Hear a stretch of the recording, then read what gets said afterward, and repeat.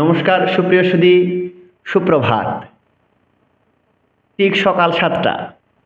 আজকে আমরা শিখব আদ্যাস্তোত্রমের প্রথম শ্লোক। সর্বপ্রথম আদ্যাস্তোত্রম সম্পর্কে একটু বলি। আদ্যাস্তোত্রম অনুষ্টুপ ছন্দে রচিত, ঠিক যেই ছন্দে শ্রীমদ্ভগবদ্গীতা রচিত। তো আমরাও শ্রীমদ্ভগবদ্গীতা পাঠের মতো আদ্যাস্তোত্রম পাঠ করতে পারি। চলুন আদ্যাস্তোত্রমের প্রথম শ্লোক সম্পর্কে আমরা অবগত হই। ওম নমঃ অধ্যায়ৈ ব্রহ্মোবাচ। সর্বপ্রথম উক্ত শ্লোকের উচ্চারণ সম্পর্কে অবগত হব। ওম শ্রীণু বৎস। শ্রীণু বৎস দন্তস্বকে এসের মতো উচ্চারণ করতে হবে।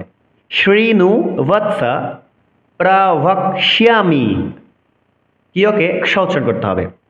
শ্রীণু বৎস প্রবক্ষ্যামি। 8 পরের অংশে যাচ্ছি। আদ্যাস্তোত্রম 4। আদ্যাস্তোত্রম অনুসার যখন কোনো শব্দের পরে থাকবে তখন আমরা ম উচ্চারণ করতে পারি।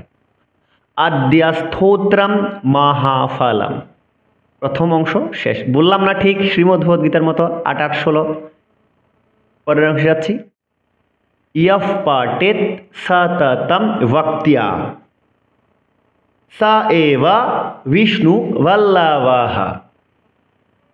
বিসর্গের জন্য হ উচ্চারণ করব, কিন্তু সংস্কৃত শ্লোক উচ্চারণে বিসর্গ অক্ষর হিসেবে গণনা হবে না, কিন্তু উচ্চারণ করব।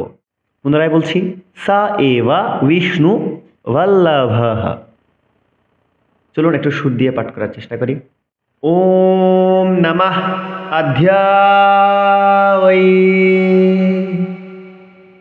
ব্রহ্মোবাচ শ্রীণু বৎস প্রবক্ষ্যামি আদ্যাস্তোত্রম মহাফলম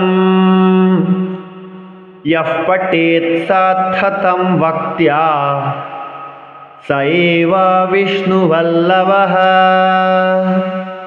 সুপ্রিয় সুধী, উক্ত শ্লোকটি আপনাদের কেমন লেগেছে এবং শিখতে পেরেছেন কিনা অবশ্যই কমেন্টে জানাবেন। আগামীকাল ঠিক 7টায় 2 নম্বর শ্লোক নিয়ে আপনাদের সম্মুখে পুনরায় দণ্ডায়মান হব।